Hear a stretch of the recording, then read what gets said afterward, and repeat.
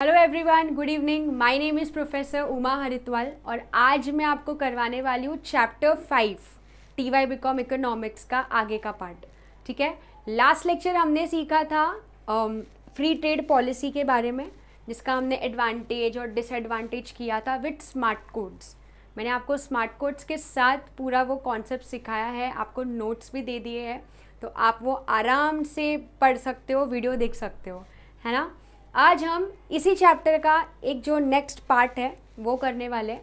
आप स्क्रीन पे देख सकते हैं, प्रोटेक्शनिस्ट ट्रेड पॉलिसी। वर्ड ही कितना बड़ा है ना, protectionist trade policy. Okay, chapter का नाम क्या है? Commercial trade policy. Commercial trade policy दो टाइप में डिवाइडेड है। एक है फ्री ट्रेड पॉलिसी, जो हमने कर लिया है। अब हम करने वाले हैं प्रोटेक्शनिस्ट ट्रेड पॉलिसी। ठीक है, अब पहले इस पॉलिसी को समझते हैं कि ये पॉलिसी एक्चुअली में है क्या। ठीक है, तो जो प्रोटेक्शनिस्ट ट्रेड पॉलिसी होता है ना, ये गवर्नमेंट की पॉलिसी होती है और इससे ये लोग अपने कंट्री की इंडस्ट्रीज़ को प्रोटेक्ट करते हैं। मतलब इसमें रेस्ट्रिक्शंस रहेंगे। मतलब ये फ्री ट्रेड पॉलिसी का है ना, पूरा अपोजिट है। Free trade policy is without any restrictions, एकदम फ्री, एकदम बैलेंस, है ना। लेकिन जो प्रोटेक्शनिस्ट पॉलिसी है वो क्या है? वो एकदम रेस्ट्रिक्टेड है ना। रेस्ट्रिक्शंस रहेगा इसमें। इसमें ना कंट्री की गवर्नमेंट टैक्सेस लगाएगी, क्वांटिटी पे रेस्ट्रिक्शंस लगाएगी, कोटाज लगाएगी, टैरिफ लगाएगी। तो ये सारे रेस्ट्रिक्शंस लगेंगे। मतलब अगर आप कुछ भी इंपोर्ट कर रहे हो तो आपको ये टैक्सेस भरना पड़ेगा, आपको कोटाज भरने पड़ेंगे, आपको इंपोर्ट ड्यूटी भरना पड़ेगा। ओके, तो जब ये सब चीज़ें हमें गवर्नमेंट को पे करनी पड़ेगी, ये रेस्ट्रिक्शंस फॉलो करने पड़ेंगे, तो ये क्या हो गया? Protectionist trade policy. तो प्रोटेक्शनिस्ट ट्रेड पॉलिसी का मतलब होता है कि जब आप इंटरनेशनल ट्रेड करते हैं तो उस टाइम पे आपको रेस्ट्रिक्शंस फॉलो करना पड़ता है उस कंट्री का, जिस कंट्री के साथ आप ट्रेडिंग कर रहे हैं। फ्री ट्रेड का एकदम अपोजिट है। ठीक है, सो यहाँ पे आप देख सकते हो मीनिंग दिया हुआ है कि protectionism is the policy of. और ये पॉलिसी हम अडॉप्ट ही क्यों करते हैं? क्योंकि हमें अपने कंट्री की जो डोमेस्टिक इंडस्ट्रीज़ हैं उनको फॉरेन फर्म्स के साथ क्या करना है? प्रोटेक्ट करना है। समझा? ताकि डोमेस्टिक इंडस्ट्रीज़ के लिए डेंजर नहीं हो जाए या वो लोग डिस्ट्रॉय नहीं हो जाए। तो ये रीज़न की वजह से हम प्रोटेक्शनिज्म ट्रेड पॉलिसी को यूज़ करते हैं। ठीक है, so protecting domestic industries against foreign competition. Foreign competition से जब हमें हमारे डोमेस्टिक इंडस्ट्रीज़ को क्या करना होता है? प्रोटेक्ट करना होता है। अभी ये प्रोटेक्ट करते कैसे है? कैसे हम फॉरेन कंपटीशन से अपने डोमेस्टिक इंडस्ट्रीज़ को बचाएंगे? टैक्सेस लगा के, कि आप इंपोर्ट नहीं कर सकते, इंपोर्टेड प्रोडक्ट आप इतना यूज़ नहीं कर पाओगे, तो टैक्सेस लगा देते हैं। टैरिफ, इंपोर्ट कोटा, सब्सिडीज़ और बहुत सारे रेस्ट्रिक्शंस लगा देंगे। और ये रेस्ट्रिक्शंस के वजह से जो कंट्री के लोग हैं वो इंपोर्टेड प्रोडक्ट्स इतना यूज़ नहीं कर पाते और फिर वो लोग अपने कंट्री के अंदर के डोमेस्टिक प्रोडक्ट्स ही क्या करते हैं? यूज़ करते हैं। ठीक है, तो ये प्रोटेक्शनिज्म अपने डोमेस्टिक इंडस्ट्रीज़ को प्रोटेक्ट करने के लिए बनाया गया है। ठीक है, तो इसके भी ऑब्वियसली बात है कुछ एडवांटेज है। एडवांटेज तो ये है कि अपनी डोमेस्टिक इंडस्ट्री बच रही है, वो डेंजर है ना, वो लोग डिस्ट्रॉय हो सकते हैं फॉरेन गुड्स के वजह से, तो वो लोग बचते हैं। तो हम लोग इसके भी वही सेम फेवर और अगेंस्ट सीखेंगे। तो फेवर वाला मतलब एडवांटेज, कि प्रोटेक्शनिज्म पॉलिसी का एडवांटेज क्या है और उसी के साथ इसी पॉलिसी का डिसएडवांटेज क्या है। ठीक है, so let's get start with protectionism का एडवांटेज। ठीक है, तो यहाँ पे आप देख सकते हो ये एडवांटेज है। Following are some of the arguments in favour. In favour का मतलब होता है बच्चों एडवांटेज। इन फेवर का मतलब क्या होता है? एडवांटेज क्या है प्रोटेक्शनिज्म ट्रेड पॉलिसी का? सबसे पहला फ़ायदा, ये जो प्रोटेक्शनिज्म है ना, ये क्या करता है? इन्फेंट इंडस्ट्री को प्रोटेक्ट करता है। अपने कंट्री की जो इन्फेंट इंडस्ट्री है, इन्फेंट का मतलब होता है जो छोटे छोटे इंडस्ट्रीज़ होते हैं, है ना, जिनके पास ज़्यादा इन्वेस्टमेंट नहीं होता या फिर जो नई नई बस चालू ही हुई है। इन्फेंट मतलब छोटा बच्चा टाइप, जिसको 1 साल भी नहीं हुआ है, 2 साल भी नहीं हुआ है ना, उनको हम लोग क्या बोलेंगे, इन्फेंट। तो ऐसे इंडस्ट्रीज ऑब्वियस सी बात है फॉरेन फर्म्स के साथ compete नहीं कर सकते, क्योंकि फॉरेन फर्म्स के पास है ना, जब वो लोग दूसरे कंट्री में आ रहे हैं, मतलब ऑलरेडी वो लोग के पास 10 साल का 15 साल का एक्सपीरियंस रहता है, मिनिमम 5 साल का तो एक्सपीरियंस रहता ही है। तो जो इन्फेंट इंडस्ट्रीज़ है वो इन 5-6 साल एक्सपीरियंस के साथ compete नहीं कर पाते, क्योंकि उनके पास इतना फंडिंग नहीं होता, इतना इन्वेस्टमेंट नहीं होता, और क्वालिटी में भी वो लोग मार्केट में भी नए नए होते। तो जब कंट्री की गवर्नमेंट इन फॉरेन फर्म्स पे रेस्ट्रिक्शंस लगा देती है कि आप अगर एक्सपोर्ट करेंगे, हम इंपोर्ट करेंगे तो हम इंपोर्ट ड्यूटी भरेंगे, प्राइजेस हाई कर देती है इनके प्रोडक्ट्स का, है ना, क्वांटिटी पे रेस्ट्रिक्शंस लगा देती है, तो इससे क्या होता है, जो एकदम इन्फेंट इंडस्ट्री होती है ना कंट्री की, इन्फेंट मतलब बेकार इंडस्ट्री नहीं होता, इन्फेंट का मतलब होता है जो अच्छी है लेकिन बहुत छोटी है, स्मॉल इंडस्ट्रीज़ है जो बस अभी न्यू चालू हुई है, जिनको 1 साल भी नहीं हुआ है, 2 साल भी नहीं हुआ है। तो ऐसे इंडस्ट्रीज़ को प्रोटेक्ट करने के लिए, क्योंकि ऐसे इंडस्ट्री स्टार्टिंग के 2-3 साल सर्वाइव करने में ही लगा देगी, तो स्टार्टिंग के 2-3 साल ऐसे इंडस्ट्रीज़ के लिए बहुत क्रूशियल होते हैं। तो यही टाइम पे अगर फॉरेन कंपनी के साथ कंपटीशन में आ गए तो वो लोग सर्वाइव भी नहीं कर पाएंगे, इसके लिए उनको प्रोटेक्शन दिया जाता है ये ट्रेड पॉलिसी यूज़ करके। ठीक है, तो पहला पॉइंट वही है, infant industry argument. Okay, done. आपको ये इतना बड़ा नहीं लिखना है, आप इसको मतलब कट शॉर्ट करके भी लिख सकते हैं। जैसे आप यहाँ से स्टार्ट कर सकते हैं कि during the early stage of growth, यहाँ से लेके आप लॉन्चिंग ऑन इंडस्ट्रियलाइजेशन यहाँ तक लिख सकते हैं, और एक यहाँ से लिख सकते हैं when tariffs are imposed on imports they become relatively more expensive than domestically produce goods, this helps infant industry to compete with the imports. Done, इतना आप एक्सप्लेन करोगे हो जाएगा। आप भी साथ में इसको मार्किंग कर सकते हैं। मेजरली ये पढ़ने को हार्ड क्यों लगता है, क्योंकि इसके एक्सप्लेनेशन इतने बड़े हैं, तो आपको इतना बड़ा पढ़ना नहीं है, आपको इतना ही पढ़ना है जितना मैंने मार्क करके दिया है। ठीक है, डन। हाँ, लेकिन समझने के लिए आप एक बार इसको रीड कर सकते हैं और अपने ओन वर्ड्स में एक्सप्लेन कर सकते हैं। ठीक है, तो ये हो गया पहला एडवांटेज। नेक्स्ट एडवांटेज ये है डाइवर्सिफिकेशन। डाइवर्सिफिकेशन, जब कंट्री की government protectionist trade policy use करती है, ठीक है, तो कंट्री के पास ऑप्शन नहीं रहता, लाइक वो लोग फिर डिपेंडेंट नहीं रहते कोई और कंट्री के प्रोडक्ट पे, फिर वो लोग क्या बन जाते हैं, सेल्फ सफिशिएंट। हिंदी में क्या बोलते हैं उसको, आत्मनिर्भर, क्योंकि उनको मालूम है कि उनके पास अब और कोई ऑप्शन नहीं है, जो भी करना है उनको खुद ही करना पड़ेगा।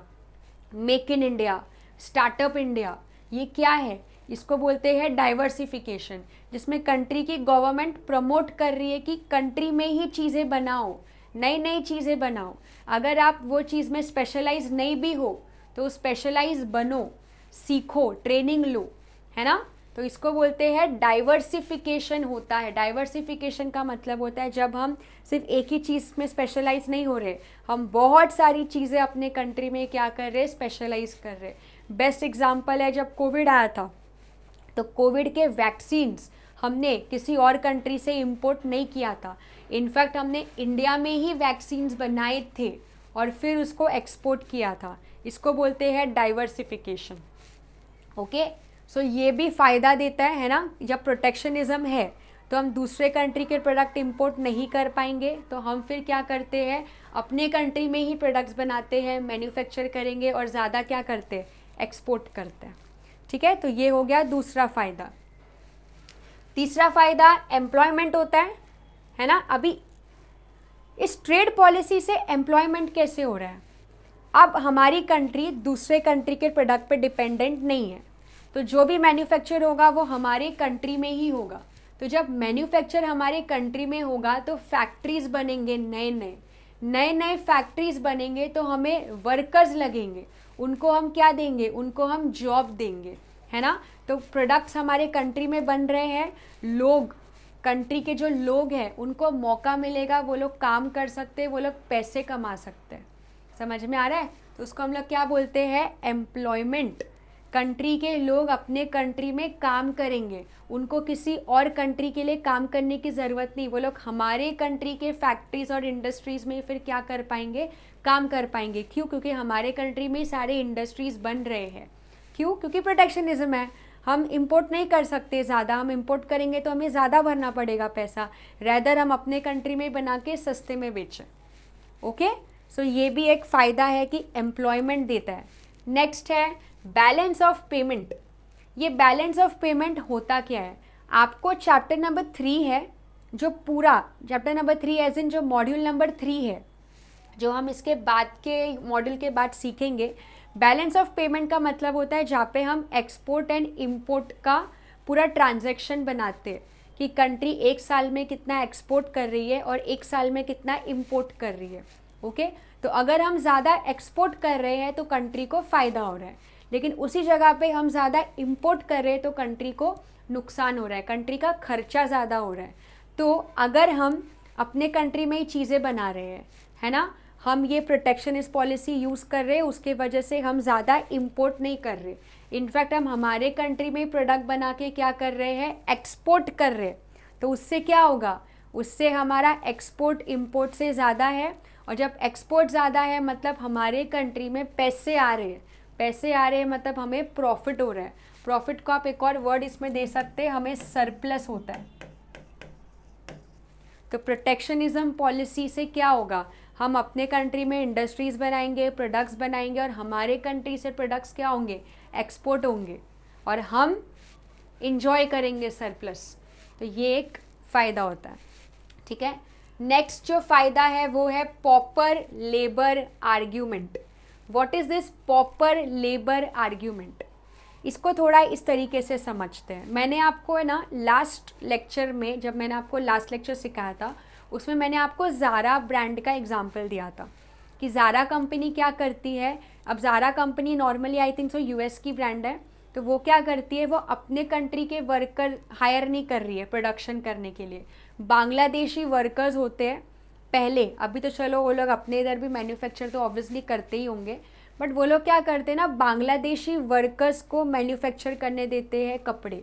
क्यों? क्योंकि वो वर्कर्स ना बहुत सस्ते में काम करने को रेडी है, सस्ते में वो लोग मैन्युफैक्चर कर रहे हैं। अब इससे नुकसान क्या हो रहा है पता है, कि जो यूएस के वर्कर्स हैं ना, उनके हाथ से जॉब जा रहा है ना, वो लोग जॉबलेस हो रहे। क्यों? क्योंकि वो लोग थोड़े से एक्सपेंसिव है as compare to Bangladeshi workers. तो इससे क्या होता है, इससे जो अपने कंट्री के लोग हैं ना, वो लोग जॉबलेस होने लगते हैं। और ये किसके वजह से होता है, फ्री ट्रेड पॉलिसी के वजह से, जब हम दूसरे कंट्री के वर्कर्स को क्या कर सकते हैं, हायर कर सकते हैं। अब इसी का उल्टा, अगर कंट्री में प्रोटेक्शनिस्ट ट्रेड पॉलिसी हो तो हम दूसरे कंट्री के वर्कर्स को हायर नहीं कर पाएंगे, कर सकते हैं लेकिन फिर वो वर्कर्स हमारे लिए क्या हो जाएंगे, एक्सपेंसिव, क्योंकि हमें टैक्सेस और सब कुछ भरना पड़ेगा। तो हम फिर क्या करेंगे, हम दूसरे कंट्री के वर्कर्स को फिर काम क्यों दें, हम अपने कंट्री के वर्कर्स को ही फिर क्या देंगे, जॉब देंगे। तो अपने कंट्री के वर्कर्स फिर जॉबलेस नहीं होंगे, उन सबको काम मिलेगा, है ना, और वो लोग काम करके फिर अच्छा खासा पैसे कमा सकते हैं। सो लेबर के लिए भी ये प्रोटेक्शनिज्म पॉलिसी क्या है, एक अच्छी बात है। समझ में आया? ओके, नेक्स्ट पॉइंट पे आते हैं, एंटी डंपिंग। ये आपको एक बार पूरा रीड करना पड़ेगा। देखो, ये देखो यहाँ पे लिखा भी है, in industrially advance country the cost of labour is higher than in less industrially advance country. इसका मतलब क्या हुआ, जो कंट्री एकदम डेवलप कंट्री है ना, तो उस कंट्री में आपको जो वर्कर्स मिलेंगे वो वर्कर्स बहुत ज़्यादा कॉस्टली होते हैं एज़ कम्पेयर टू ऐसे कंट्री जो इतनी डेवलप नहीं है। तो फिर वो डेवलप कंट्री क्या करेगी, वो लेस डेवलप कंट्री के वर्कर से ही काम करवाएगी। तो उससे क्या होता है, अपने जो डेवलप कंट्री के वर्कर्स हैं उनके पास काम नहीं रहता, वो लोग जॉबलेस हो जाते हैं। तो इसी को ही तो रोकना है ताकि अपने कंट्री के वर्कर्स को काम मिले। तो ये कैसे रोक सकते हो, by using protectionism trade policy. ठीक है, डन। नेक्स्ट आते हैं एंटी डंपिंग आर्ग्यूमेंट। डंपिंग का पॉइंट मैंने आपको फ्री ट्रेड पॉलिसी में सिखाया था। क्या होता है एंटी डंपिंग का मतलब क्या होता है, फ्री ट्रेड के वजह से जब फॉरेन फर्म्स अपने प्रोडक्ट्स दूसरे कंट्री में सेल करती है और वो प्रोडक्ट्स ना एकदम चीप क्वालिटी के, पुअर क्वालिटी के होते हैं, अच्छी क्वालिटी के नहीं होते, सस्ते में वो लोग दूसरे कंट्री में बेचते हैं। तो ये डंपिंग को रोकती है प्रोटेक्शनिज्म ट्रेड पॉलिसी, ठीक है। अगर समझो कंट्री की गवर्नमेंट को लग रहा है कि कोई दूसरी कंट्री एकदम लो क्वालिटी के प्रोडक्ट्स कम प्राइस में बेच रही है, तो उस पर भी फिर गवर्नमेंट क्या लगाएगी, टैक्स लगाएगी। तो टैक्स लगाने की वजह से क्या होगा, फॉरेन फर्म्स के प्रोडक्ट का प्राइस क्या हो जाएगा, बढ़ जाएगा। तो बढ़ने के वजह से वो कंट्री फिर ज़्यादा डंप कर ही नहीं पाएगी। तो एंटी डंपिंग का मतलब होता है ये ट्रेड पॉलिसी डंपिंग को क्या करता है, रोकता है। एंटी का मतलब होता है प्रिवेंट करता है, स्टॉप करता है कि हमने डंपिंग नहीं करवाना दूसरे कंट्री से, हम हमारे कंट्री में ही अच्छी क्वालिटी के प्रोडक्ट्स बनाएंगे और आपको उल्टा एक्सपोर्ट करेंगे, ऐसा। नेक्स्ट, गवर्नमेंट के लिए सोर्स ऑफ रेवेन्यू है, ऑब्वियस ही बात है, गवर्नमेंट भी तो पैसे कमाएगा ना। ये पॉलिसी से गवर्नमेंट क्या कर रहा है, खुद के लिए भी पैसे कमा रहा है, गवर्नमेंट को टैक्सेस मिल रहे हैं ना, इम्पोर्ट ड्यूटी का पैसा आ रहा है। तो ये पैसों से फिर गवर्नमेंट क्या करता है, अपने देश के भलाई करता है, देश को डेवलप करता है। तो गवर्नमेंट को भी इस पॉलिसी से क्या हो रहा है, फ़ायदा हो रहा है, ठीक है। और नेक्स्ट पॉइंट क्या है, स्ट्रैटेजिक आर्ग्यूमेंट।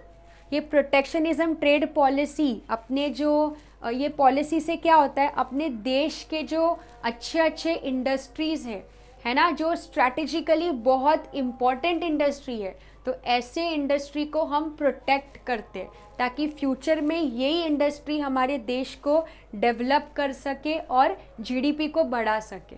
तो ये प्रोटेक्शनिज्म पॉलिसी अपने देश के जो स्ट्रैटेजिक का मतलब होता है जो अपने देश को डेवलप कर सकती है, ऐसे इंडस्ट्रीज़ जैसे स्टील, केमिकल, मेडिसिन की जो इंडस्ट्रीज़ होती है, फार्मास्यूटिकल की जो इंडस्ट्रीज़ होती है ना, ये सारे इंडस्ट्री स्ट्रैटेजिकली बहुत ज़रूरी इंडस्ट्रीज़ हैं, तो इनको फिर प्रोटेक्शन मिलता है। और लास्ट फ़ायदा क्या है इस प्रोटेक्शनिज्म का, कि कंट्री बनती है सेल्फ सफिशिएंट। आपने इसको कोविड में बहुत सुना होगा, हिंदी में सेल्फ सफिशिएंट को क्या बोलते हैं, आत्मनिर्भर भारत बोलते हैं ना अपन। आत्मनिर्भर मतलब सेल्फ सफिशिएंट, हम दूसरे कंट्री के गुड्स पे डिपेंडेंट नहीं है, हमें ओवर डिपेंडेंट नहीं होना, हम अपने कंट्री में ही प्रोडक्शन करेंगे और उल्टा हम दूसरे कंट्री में हमारे प्रोडक्ट्स को क्या करेंगे, एक्सपोर्ट करेंगे। तो ये जो है ये किसके वजह से पॉसिबल है, प्रोटेक्शनिज्म ट्रेड पॉलिसी से ही पॉसिबल है, ओके। क्योंकि ये रेस्ट्रिक्शंस आएगा तभी जाके हमारी कंट्री की जो लोग हैं वो खुद कुछ अपना क्रिएटिविटी लेके आएंगे, कुछ इनोवेशन लेके आएंगे, ओके। सो ये था कुछ advantage of protectionism trade policy. क्या क्या एडवांटेज है एक बार रिवाइज कर लेते हैं। सो क्या क्या एडवांटेज है, इन्फेंट इंडस्ट्रीज़ के लिए ये पॉलिसी फ़ायदेमंद है। तो किस किस के लिए फ़ायदेमंद है, देखो, एक इन्फेंट इंडस्ट्रीज़ के लिए, दूसरा डाइवर्सिफिकेशन लेके आता है ID, है ना, तीसरा एम्प्लॉयमेंट के लिए फ़ायदा है, बैलेंस ऑफ पेमेंट में फ़ायदा है, लेबर के लिए फ़ायदा है कंट्री के, है ना, एंटी डंपिंग है, उसके बाद गवर्नमेंट को भी रेवेन्यू मिल रहा है, उसके बाद स्ट्रेटेजिक इंडस्ट्रीज़ को भी फ़ायदा है एंड सेल्फ सफिशिएंसी है। क्लियर है क्या क्या है इसमें, चलो बताओ क्या क्या है इसके अंदर। सबसे पहले हमने क्या सीखा इसमें, सबसे पहले है हमने इसमें क्या सीखा, इन्फेंट इंडस्ट्रीज़ को फ़ायदा है, दूसरा हमारे कंट्री में क्या है, डाइवर्सिफिकेशन आएगा, एम्प्लॉयमेंट होगा, लेबर को फ़ायदा होगा, है ना, और क्या होगा, लेबर के फ़ायदे के अलावा और क्या सीखा हमने, बैलेंस ऑफ पेमेंट में हमें फ़ायदा होगा, गवर्नमेंट को सोर्स ऑफ रेवेन्यू होगा, स्ट्रैटेजिक आर्ग्यूमेंट, सेल्फ सफिशिएंसी। ऐसे आपको 3 चीज़ें याद रखनी है, ये 3, 4, 5, 6, 7, 8 पॉइंट्स भी पढ़ोगे ना बच्चों काफ़ी है। लेकिन इसमें एक और पॉइंट हम मिस आउट कर रहे हैं, वो है एंटी डंपिंग, है ना, एंटी डंपिंग। एक लास्ट बार ये प्रोटेक्शनिज्म रिवाइज कर लेते हैं, है ना। तो क्या क्या था ये प्रोटेक्शनिज्म में, प्रोटेक्शनिज्म के क्या क्या थे। सबसे पहले हमने क्या सीखा, इन्फेंट इंडस्ट्रीज़ को प्रोटेक्शन मिलता है, आय, है ना। दूसरा हमने सीखा एम्प्लॉयमेंट में फायदा होता है। तीसरा डाइवर्सिफिकेशन होता है ना। फिर नेक्स्ट क्या सीखा, बैलेंस ऑफ पेमेंट हमारा अच्छा होता है। बैलेंस ऑफ पेमेंट मतलब जहाँ पे हम एक्सपोर्ट ज़्यादा करेंगे, इंपोर्ट कम करेंगे, ठीक है। फिर लेबर, अपने कंट्री के लेबर को फ़ायदा होता है। कितना हो गया, 1 2 3 4 5 हो गए। उसके अलावा और क्या होता है, एंटी डंपिंग, बराबर। और क्या सीखा हमने, एस से 3 है, क्या क्या, एक है एस फॉर सेल्फ सफिशिएंसी, बराबर। फिर एस से स्ट्रैटेजिक इंडस्ट्रीज को फायदा होता है। और एक और है बच्चों एस से, सेल्फ सफिशिएंसी, स्ट्रैटेजिक, एक और क्या है एस से, तो यहाँ पे आप देख सकते हो एस से source of government revenue, government के लिए क्या बन जाता है, सोर्स। कितने पॉइंट्स हो गए, 1 2 3 4 5 6 7 8 9। इसका आप स्क्रीनशॉट ले सकते हैं। अगर मैं इसका स्मार्ट कोड बनाऊँ तो देखो, IEDBL A और S, और S से आपका 3 है ना। तो थोड़ा सा इसको मैं अगर प्रॉपरली बनाऊँ तो ये क्या है, ब्लास डाई। ब्लास्ट समझ लो एक नाम है पर्सन का, क्योंकि फॉरेन नेम्स ऐसे ही होते हैं, तो ये फॉरेनर है ना। तो फॉरेनर का नाम क्या है, ब्लास डाई, है ना। सो बी से क्या है, बैलेंस ऑफ पेमेंट, एल से लेबर, ए से एंटी डंपिंग, एस से आपको 3 चीज़ याद रखनी है, self sufficiency, strategic, source of government revenue. और डाई, डी से क्या होगा, डी से क्या था, डी से डाइवर्सिफिकेशन, आई से क्या है बच्चों, इन्फेंट इंडस्ट्री का आर्ग्यूमेंट, और लास्ट ई से क्या है, एम्प्लॉयमेंट। तो ये आप स्मार्ट कोड से पढ़ सकते हो। इसका स्मार्ट कोड क्या है, ब्लास डाई। ये प्रोटेक्शनिज्म पॉलिसी का एडवांटेज हो गया।